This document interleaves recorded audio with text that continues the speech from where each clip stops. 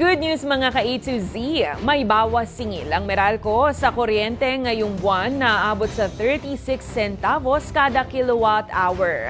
Pero taliwas naman sa produktong petrolyo dahil may nakaambang malakihang dagdag pasanin ang mga motorista sa susunod na linggo. Abot yan ng halos 3 pisong dagdag presyo kada litro. May balitang A to Z si Ace Cruz. Pasado alas 10 na ng umaga na magbukas ng aircon si Nanay Teresa sa kanyang beauty salon sa Quezon City. Ganitong oras lang din kasi anya ang dagsa ng mga customer. Pag may customer kami, pag may maraming customer, doon lang sila nagbubukas. Kung hindi anya ko kontrolin ang pagbubukas ng aircon, paniguradong magugulat anya siya pagdating ng bill ng kuryente. Ang kataas ng kuryente ko, pumapalo kami ng 6 minsan 5, ganon.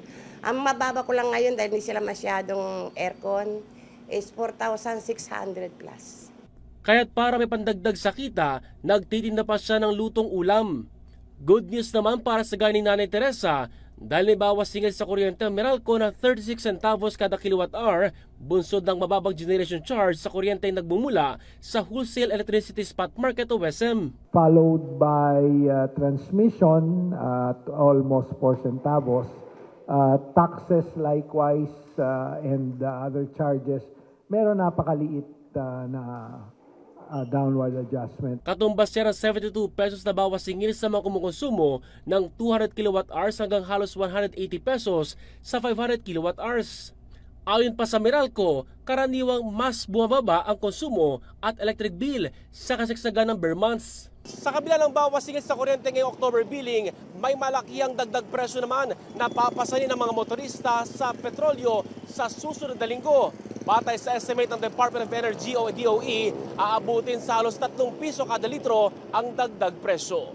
Ito na ang ika-4 na sunod na linggong dagdag presyo sa diesel at kerosene, habang ikatlong sunod na linggo namang taas presyo sa gasolina.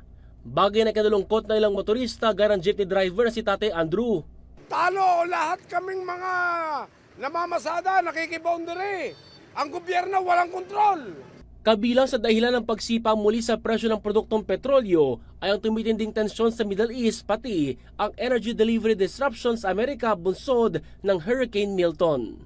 Para sa Balitang A to Z, Ace Cruz.